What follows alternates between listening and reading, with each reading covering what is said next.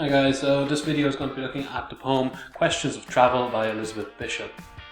So before we get into the poem itself, I want you to think, what questions do you think Bishop might be asking in this poem if she's making questions about travel? What kind of questions do you think people might come up with in terms of talking about the idea of travel? Okay, so you may come up with some ideas, around where different places that people have travelled, why people have travelled there. Okay, where should people travel? We also come up with a more kind of conceptual ideas of what is the point of travel. Okay? Why do humans travel? What is the call to travel that seems to be so inherent in most of us? Okay? And that's really what Bishop is going into here. She's looking at this concept of why do humans love to travel so much. Okay, so we're going to jump straight into the poem. Now, I know it's quite a long poem, okay, but once we get into it, you'll see that it's quite easy to understand once you start looking at it. So, there are too many waterfalls here. The crowded streams hurry too rapidly down to the sea, and the pressure of so many clouds on the mountaintops make them spill over the side in soft, slow motion, turning to waterfalls under our very eyes. For if those streaks, those mile-long shiny tear stains, aren't waterfalls yet, in a quick age or so, as ages go here, they probably will be. But if the streams and clouds keep travelling, the mountains look like the hulls of capsized ships, slime hung and barnacled. Think of the long trip home. Should we have stayed at home and thought of here? Where should we be today? Is it right to be watching strangers in a play in the strangest of theatres? What childishness is it that while there's a breath of life in our bodies, we are determined to rush to see the sun the other way around? The tiniest green hummingbird in the world. To stare at some inexplicable old stonework, inexplicable and impenetrable at any view, instantly seen and always delightful. Oh, must we dream our dreams and have them too? And have we room for one more folded sunset still quite warm? But surely it would have been a pity not to have seen the trees along this road really exaggerated in their beauty, not to have seen them gesturing like noble pantomimists robed in pink, not to have had to stop for gas and heard the sad two-noted wooden tune of disparate wooden clogs carelessly clacking over a grease-stained filling station floor. In another country the clogs would all be tested. Each pair there would have identical pitch. A pity not to have heard the other less primitive music of the fat brown bird who sings above the broken gasoline pump in a bamboo church of Jesuit Baroque. 3 towers, 5 silver crosses. Yes, a pity not to have pondered blurredly and inconclusively on what connection can exist for centuries between the crudest wooden footwear and, careful and finicky, the whittled fantasies of wooden cages. Never to have studied history in the weak calligraphy of birdsong's cages, and never to have had to listen to rain so much like politicians' speeches, 2 hours of unrelenting oratory, and then a sudden golden silence in which the traveller takes a notebook, writes. Is it a lack of imagination that makes us come to imagine places, not just stay at home? Or could Pascal have been not entirely right about just sitting quietly in one's room? Continent, city, country, society, the choice is never wide and never free. And here or there, no. Should we have stayed at home, whatever that may be? Okay, so quite a lot going on in first reading of the poem, but when you're going to go back in a second and read through it a few times, you're going to see, find what, be able to break down the story a little bit more clearly. So a few questions to think about while you're reading through it. What questions does Bishop herself ask? Remember, the poem itself is called Questions of Travel. What questions is she asking?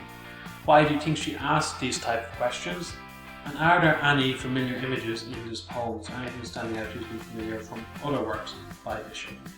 I'm going to flick back over to the poem now, and pause here for 2 or 3 minutes, spend that time, read through it 3-4 times, and come up with answers to those questions.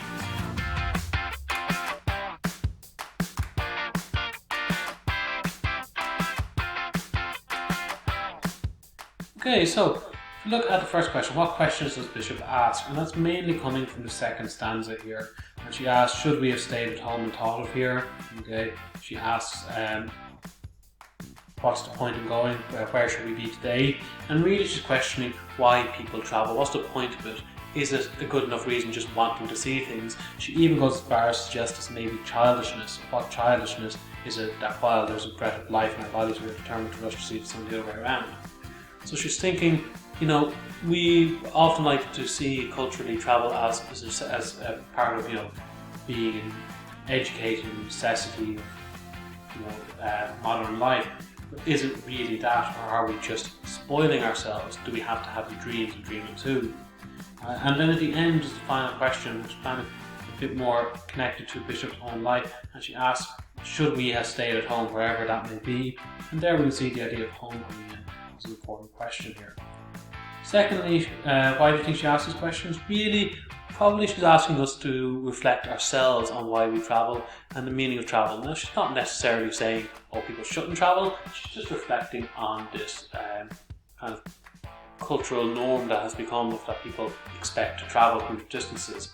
In this actual poem, Bishop is currently living in Brazil with her lover Lota, where she'd gone on vacation, on holiday, for 2 weeks, but ended up staying for 15 years, and she's coming to an understanding of the new place.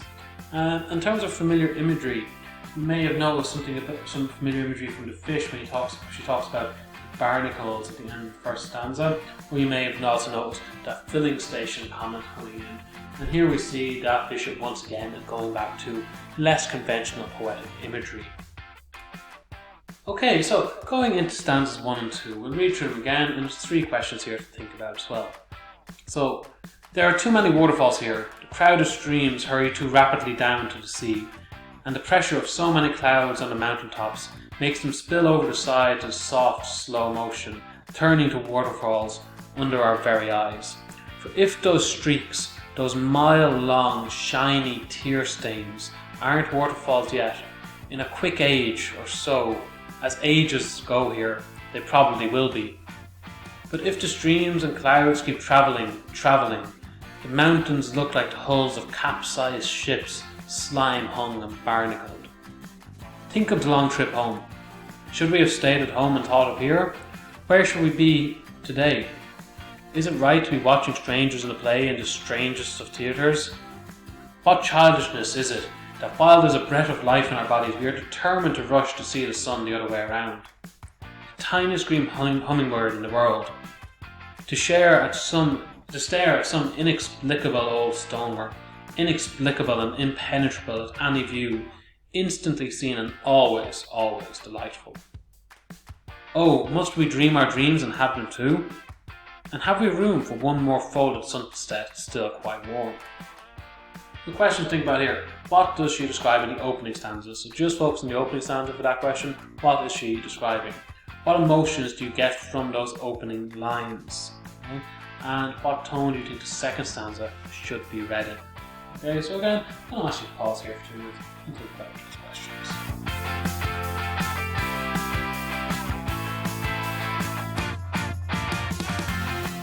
So, in terms of the opening stanza, we see her describing waterfalls, okay, and we know that water is quite a common image in Bishop's poetry. We also see the slime hung and barnacled, that perhaps the mountains that she's describing where the waterfalls are not described in the most beautiful way. The emotion that tends to come across here is almost a bit her being overwhelmed. There's a lot going on. We see the repetition of the travelling. We see the movement in a quick age. There's a lot happening in this, and Bishop feels somewhat overwhelmed by the place that she's in. And tone in the second stanza, we could say that it's somewhat mocking, okay, and somewhat sarcastic perhaps, in that she's questioning, why are we travelling, and really interrogating. She might be annoyed by the fact that we just accept travel as part of life, and the tourism she kind of mentions here in that line. Things are always, always delightful. There's a bit of a mockery over tourism there and how tourists react to places. So a few notes going along here. In the first stanza, as I just said, there's a sense of exhaustion, being overwhelmed. So we see that through the words too many. crowded, too rapidly, mile long, and repetition, travelling. So if you put all of those together, you can see how she's being overwhelmed and just going too much. You also see there's tear stains in there as well. There's the imagery of the boat and the barnacles, maybe remind us of the imagery in the fish, and we see the less beautiful things in life and the way she sees things in kind of a unique way. She has a unique way of describing the world. And then there's a sense of constant movement also in here. Okay, so in a quick age or so, everything seems to be moving, everything seems to be very active, and that could be adding into that element of being overwhelmed. In the second stanza there, Bishop wonders why tourists make the huge effort. So think of the long trip home. Think of how much, why you're travelling home so far out of your way to get to this place. Surely you can imagine something just good. She asks whether it would be better to simply stay at home or not, and if it's childishness that makes us want to travel, are we just indulging ourselves and spoiling ourselves for unnecessary travel? There's definitely a sense of irritation when she talks about that always lifeful. Does that, because people don't seem to be giving unique or personal insight, or just saying the same old things every time you see these places. The use of that list of questions invites also the reader. She's asking us to engage. Right? So while the questions may be rhetorical, she's not expecting a response. She's definitely looking for us to question the same concept. We are invited into her questioning. Moving on then to the rest of the poem. Okay, so we're going to go through this quite quickly.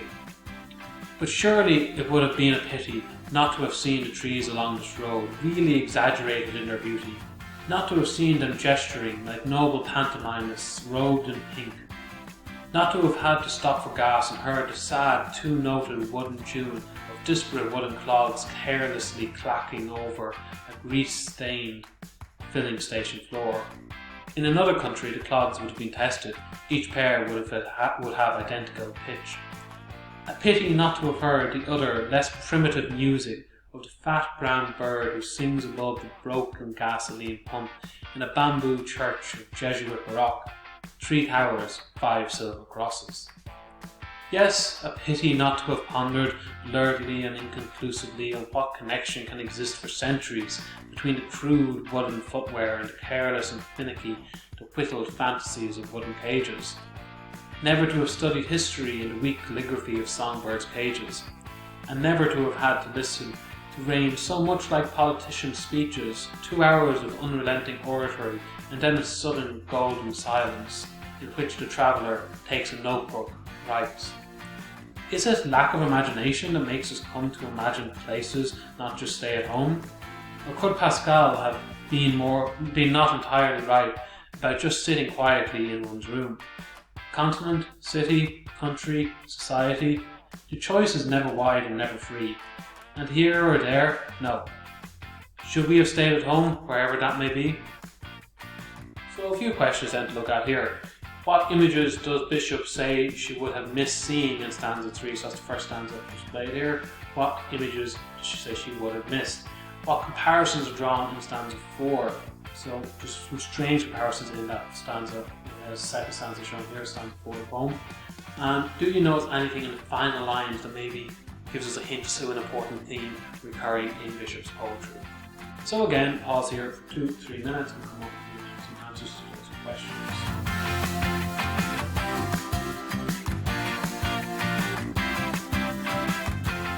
So, in the first question here, I'm asking you what images does she say she would have missed? And there's something important about these images. What she says she would have missed were the noble pantomimists robed in pink, the sound of the clogs on the filling station floor, and the primitive music of the bird.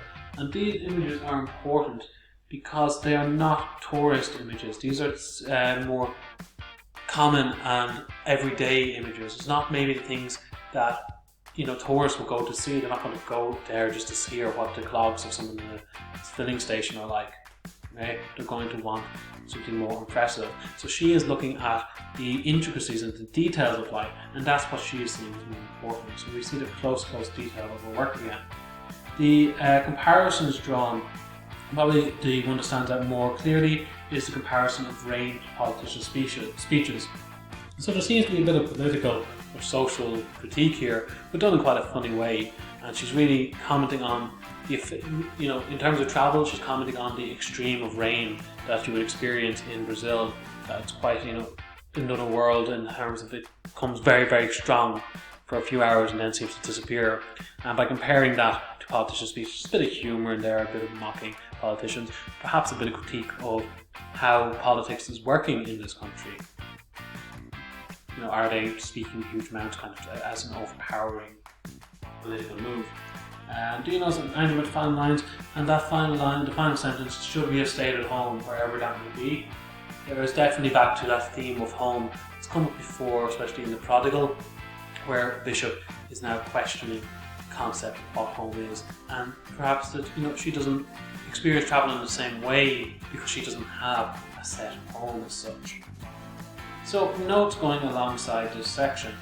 The third and fourth stanzas are incredibly detailed, but it's the common sights and normal situations which Bishop thinks about rather than the famous attractions that might bring tourists. There's an energy and a joy to the images she describes here. She seems to she is appreciating the experience of travel and the different perceptions of the world that she encounters, but she is very much concentrated on the more mundane aspects of life. The close observation and conventional setting are important stylistic features of Bishop. You have to be able to bring this up in this point. There's another example where she's describing, the more normal aspects of life and maybe strange images in terms of what we would expect from poetry. The fourth stanza then, we have these strange comparisons such as the rain and the politician's speech being compared. We also have the comparison drawn between clogs and bird cages. Okay? And this shows Bishop's kind of way of thinking about things, and the way we might ponder things when we're learning about a new country. What is the connection between the clogs, the footwear, which is a strange type of footwear, or a different type of footwear in terms of Bishop's life experience, and the different kind of wooden cages, wooden bird cages she sees here. She's drawing connections there, and just it's a different way of her pondering the world and seeing the world and thinking about how the world is being created. The final two stanzas, this is important, are written in italics, so if that's not clear in your own version of the poem, it should be in italics. This gives the impression that this is a personal journal and it's handwritten, and so it's very important that we do recognise these as being in italics, because as she says at the end of the fourth stanza, a traveller takes a notebook, writes, and then the italics is there to draw attention to that personal writing. In that writing, she is reflecting as a traveller on why we travel and contemplate Pascal's ideas about travel. So just underneath that in the white box, Pascal, who some of you, scientists there may know Pascal can be units of pressure. It's the same units of pressure are measured in pascals. If you're studying physics or possibly geography, you might be aware of that. Just the same man, and about travel, what he said was, all the unhappiness of men arises from one single fact, that they cannot stay quietly in their own room. So when she's talking about Pascal here, and she says, could Pascal not have been entirely right about just sitting quietly in one's room? She's questioning whether Pascal is wrong. Perhaps we can, in Bishop's view, be happy within our room. Perhaps our unhappiness is not coming from our idleness of staying at home.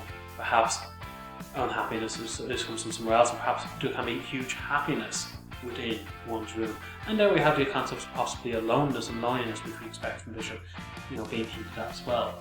The final lines of the poem then bring up this familiar theme of home for the poet, and she questions where and what home is, just like we've seen at the end of the Prodigal.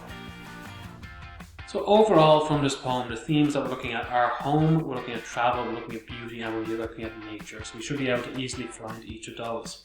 In terms of talking about imagery and language, you should be able to talk about the fact she gives close detail in her descriptions.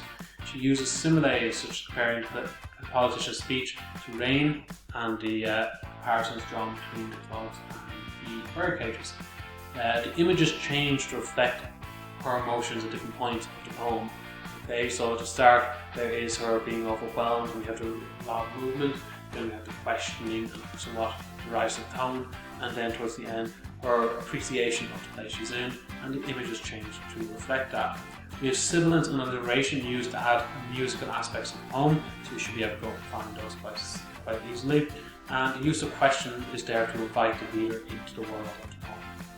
Finally, the form we should be commenting on these italicizing of the final 2 stanzas, and this is clearly draw our attention to this concluding reflection at the end of the poem. So, final thing, task for today, I want you to find 5 comparisons which you could draw between this poem and other poetry which we have studied by Bishop.